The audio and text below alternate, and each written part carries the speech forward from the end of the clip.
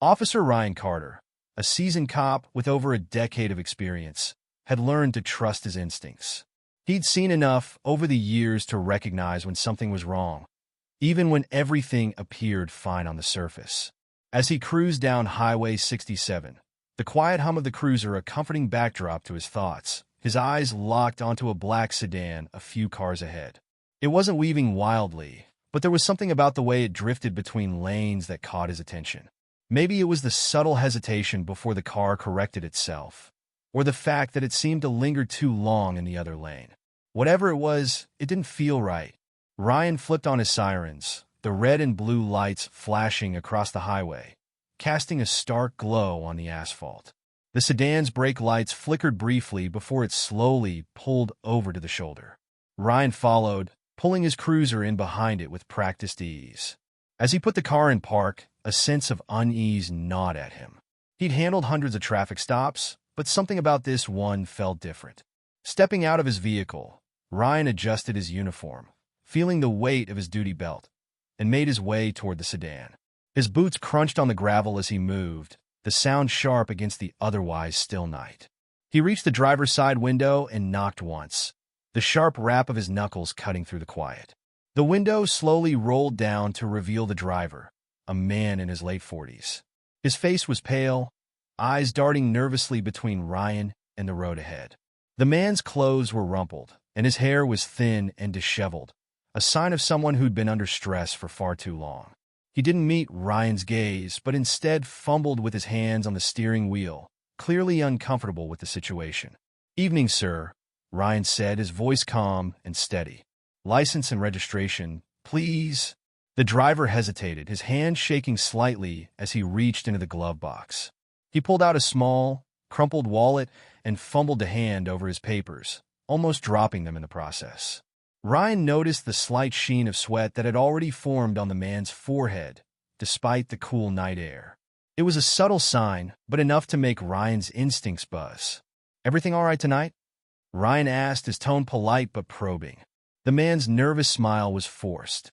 "Yeah, officer. Just been a long day. Nothing to worry about." His voice was higher than it should have been, another sign of his discomfort. Ryan nodded, but his mind was already working. His eyes flicked over the driver's papers, but his attention never wavered from the man's behavior.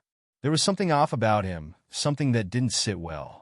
Maybe it was the stutter in his voice, or the way his hands never seemed to stop shaking. Then, without warning, a faint sound drifted through the air, soft, muffled, almost like a whimper. Ryan froze, his body going rigid as the sound grew clearer. It wasn't the wind or a passing animal. It was someone else. His gaze shifted toward the back seat of the sedan. The darkened windows made it difficult to see inside, but the whimpering was unmistakable. There was definitely something or someone back there. Ryan's gut clenched.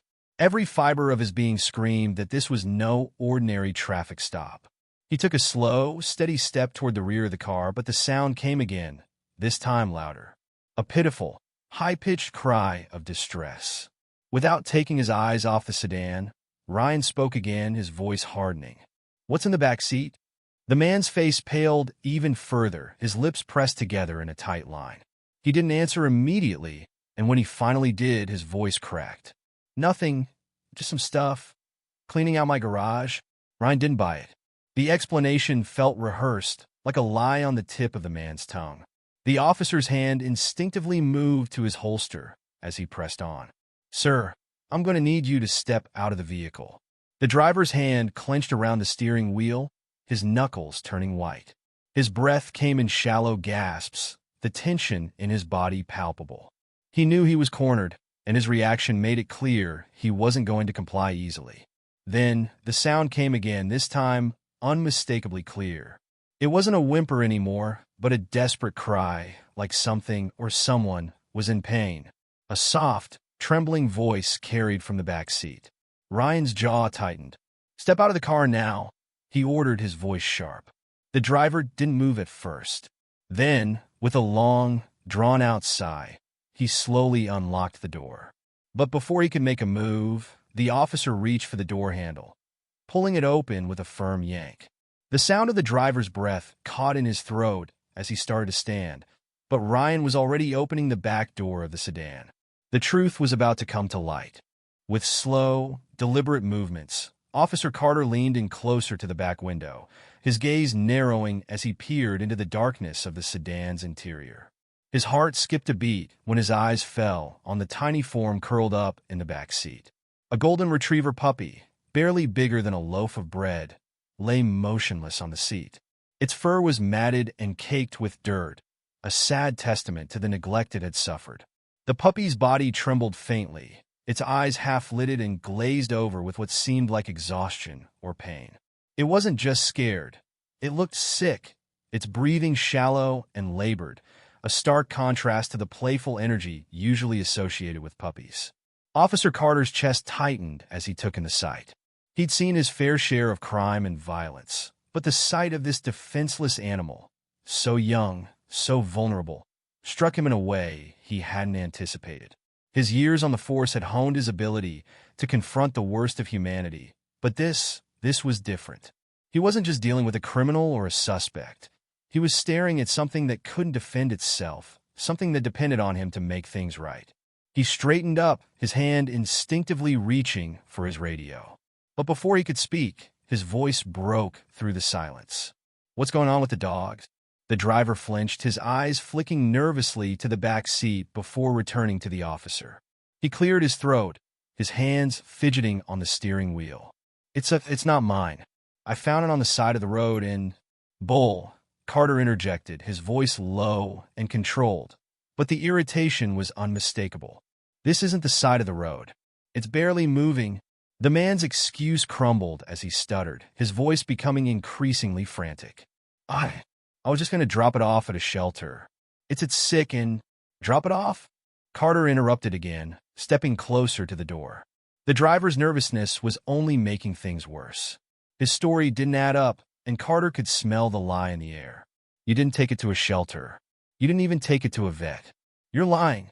The driver's eyes darted to the puppy, then back to Carter, his hands visibly trembling now. "I swear, I wasn't going to hurt it. I was just trying to..." "Trying to what?" "Dump it." Carter's voice grew sharper. Every second the man hesitated only made Carter more certain that this was no accident. "I don't care what your story is. That dog's in trouble, and you're not walking away from this without explaining yourself." The tension in the air was thick, the weight of the situation pressing down on both men. Carter could feel his patience wearing thin, his instincts screaming that this situation wasn't just about a sick puppy anymore. Something was off, and the driver's continued stuttering only confirmed that something darker was at play here. His hand hovered near the car door. The driver's eyes widened, his breath catching as he gripped the steering wheel tighter, his knuckles turning white. Carter saw the man's muscles stiffen, and his gut told him this was about to escalate quickly. Something about the way the driver was holding himself, almost as though he were ready to bolt, set off a warning bell in Carter's mind. In one smooth motion, Carter reached for the door handle. The driver flinched, jerking his head away as if expecting a physical confrontation. His hands gripped the wheel even harder, his shoulders taut, as if he were preparing to do anything to keep the officer away. Carter's eyes never left him. "Step out of the car now." His voice was firm, unwavering. The driver didn't move. His chest rose and fell erratically, his face pale and pinched with anxiety. Carter could see it now, fear, but not the kind of fear that comes from being caught in a lie. It was something more, something deeper. With a steady breath, Carter took another step forward, his hand firmly wrapping around the door handle. The driver's body tensed even further, and Carter could feel the shift in the atmosphere. This was no longer just a traffic stop.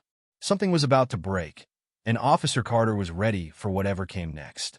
Just as Carter reached for the puppy, ready to pull it out of the back seat and into safety, the driver's actions shifted from nervous to violent. In a split second, the man's hand shot down to the gear shift, and with a harsh, jarring motion, he slammed the lever into drive. The sudden shift in momentum was all Carter could register before the tires of the sedan screamed in protest, the rubber biting into the asphalt as the car lurched forward with terrifying speed. Carter's heart skipped a beat. The entire situation had escalated in a flash.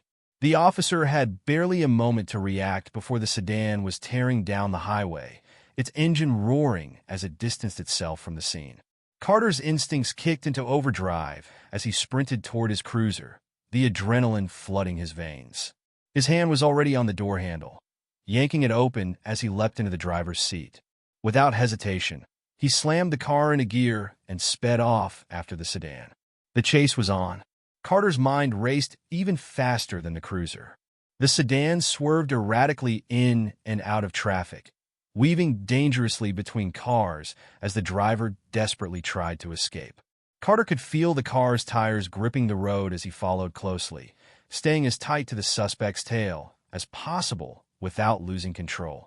The lights of passing cars blurred in his peripheral vision as he kept his focus fixed on the sedan's tail lights, red and blinking ahead of him. His radio crackled to life. "Backup's on the way, 10 to 15, came the voice of his partner, Officer Hughes, but Carter barely registered it. His eyes were locked on the speeding vehicle in front of him, his thoughts only partially on the pursuit. Every turn, every lane change the suspect made only deepen Carter's sense of urgency. The driver was all over the road, reckless, frantic. He wasn't just trying to outrun a cop. He was panicked, as though he had something to hide, something he couldn't afford to lose. And Carter's gut told him that whatever it wasn't just the puppy. The closer they got to the edge of town, the more aggressive the driver became. He swerved into the oncoming lane, narrowly avoiding head-on collisions with other cars. Carter's heart pounded harder in his chest as his mind replayed the moments leading up to the chase. The puppy, sick and vulnerable in the back seat, and the driver's reaction to Carter's demand. Something about it wasn't right. Why would a man go to such extremes over a puppy? Was he just scared of being caught? Or was there something more to this? Every second that passed, Carter's concern for the puppy deepened. He couldn't shake the image of the tiny, helpless creature lying there in the back of the car, sick and possibly injured. Was it hurt? Was it even still alive? The officer gripped the steering wheel tighter, willing himself to push the thoughts aside. Now wasn't the time to let worry cloud his focus. He had to catch the man, but the more the chase went on, the more Carter's worry turned into a burning curiosity. Who was this man, and why did he react so aggressively over a dog? What was he hiding? His behavior was all wrong, his desperation clear in every reckless move. This wasn't just a simple traffic stop gone wrong. This was something bigger, something Carter was about to uncover, if he could just catch him. The sirens wailed as Carter's cruiser closed the gap, the sound a constant reminder of the danger ahead. The suspect was starting to panic more, his movements erratic, while Carter's resolve only grew stronger. Every time the man swerved or made a sharp turn, Carter matched him, his training keeping him steady, his mind focused. But somewhere deep inside, Carter knew that whatever happened next, this chase was about more than just a fugitive on the run. It was about a dog, and it was about what had pushed this man to the edge of madness. The high-speed chase reached its breaking point when the suspect lost control. With tires screeching and the car skidding wildly, the sedan veered off the road and crashed violently into a concrete barrier, coming to a sudden, jarring halt. The sound of crumpling metal and shattering glass echoed in the night air. Carter's cruiser screeched to a stop behind it, his heart pounding in his chest, his breath shallow from the adrenaline that still coursed through him. Without hesitation, he unbuckled his seatbelt and threw the door open, weapon drawn, his gaze scanning the wreckage. The sedan was a mangled mess of twisted metal and broken glass, but the driver was still inside, his hands gripping the steering wheel, eyes wide with panic. Carter advanced cautiously, every step calculated. He didn't know whether the man was armed or dangerous, but after that wild ride, he wasn't taking any chances. As he reached the driver's side, the man's frantic voice broke through the tension. "Please, please don't. Don't let them find me. They'll kill me if I let the puppy go. You don't know what they'll do. Please, don't make me." Carter's stomach twisted at the desperation in the man's voice. This wasn't just fear of being arrested. It was something deeper, something darker. The officer's instinct screamed that the situation was more than just a simple illegal act. It was part of something far worse. "Who are they?" Carter demanded, his voice firm but with a trace of compassion. The man's eyes darted around, as if searching for an escape that no longer existed. "Please, I can't say. They'll kill me. Kill us, if I talk," the driver stammered, his hands trembling as he clutched the steering wheel. Carter wasn't buying it. He needed answers. But for now, the puppy was the priority. He backed off just enough to check the back seat, his heart hammering with each step. The sight that greeted him made his breath catch. The golden retriever puppy was still there, lying limply on the seat, trembling violently. Its fur was matted and covered in dirt, and it looked even worse up close, weak, sickly, and barely conscious. But it was alive. That was all that mattered. With careful hands, Carter reached in and gently scooped the puppy up, cradling it against his chest. The poor thing shivered in his arms, its small body weak but alive, and Carter's heart ached at the thought of how long it had been suffering. He could feel its fragile pulse beneath his fingertips as he held it close, vowing to get it the help it desperately needed. Just then, the sound of sirens grew louder, and his partner, Officer Hughes, arrived on the scene. Without a word, Hughes sprang into action, securing the suspect and pulling him from the wrecked vehicle. The man was now entirely unhinged, his pleas growing more frantic as Hughes slapped the cuffs on him. But Carter's mind was still focused on the puppy. As the scene unfolded, the suspect was shoved into the back of Carter's cruiser, still rambling about threats and fear of retribution. Hughes approached Carter, who had already moved to inspect the puppy, holding it in his arms like it was the most important thing in the world. "We need to get this little guy to a vet," Carter said, his voice rough with emotion. Hughes nodded. "We'll get him there, don't worry." Then, after a long pause, he added, "What's his story, Carter?" Carter shook his head, his thoughts already racing ahead. "He's not just a guy with a sick puppy. We're dealing with something much bigger here. Get ready for a serious interrogation." The suspect, now secured in the back of the cruiser, remained erratic. But when Carter and Hughes finally managed to pull the truth out of him, it hit like a punch to the gut. The man wasn't just some lone driver. He was a courier for an illegal animal trafficking ring, moving stolen and abused animals across state lines. His role was to deliver animals to certain buyers who dealt in the black market of exotic pets and endangered species. The puppy in Carter's arms wasn't just a pet. It was evidence of a much darker operation. The officer's stomach twisted with revulsion as the details emerged. The trafficking ring wasn't just a few isolated incidents. It was a full-fledged operation, one that preyed on innocent animals, treating them as nothing more than commodities to be sold for profit. Carter's mind raced as the magnitude of the crime hit him. The puppy in his arms wasn't the only one. There were more out there, more innocent animals trapped in a system of abuse and exploitation. Carter's thoughts turned back to the dog, still trembling in his arms, and his resolve hardened. This was bigger than just saving one animal. This was about stopping a network that profited from suffering. And he wasn't about to let it continue. His stomach churned with the realization of what he was up against, but he knew one thing for sure. This wasn't over. Not by a long shot. Determined to bring justice to the vulnerable animals being exploited by the trafficking ring, Officer Carter threw himself into the investigation with everything he had. The suspect, now in custody, proved to be a crucial informant. His rambling fears and desperate pleas were finally channeled into tangible leads. With every confession, Carter's resolve grew stronger. The man revealed details about the operation's scale, names of buyers, locations of illegal animal farms, and even routes used to transport the animals. Each bit of information led to more arrests. And with each arrest came the rescue of more abused animals. Animals that had been subjected to neglect and cruelty, just like the golden retriever Carter had found. Carter worked tirelessly with his department, coordinating raids on hidden locations and ensuring the safety of the animals. He felt a sense of urgency with every minute that passed. The animals they rescued, some barely alive, others showing signs of severe abuse, only fueled his determination. But through it all, Carter couldn't shake the image of the tiny golden retriever puppy, the one he had saved from the back seat of that car. It was more than just another case to him. It had become personal. Weeks passed, and slowly but surely, the trafficking ring unraveled.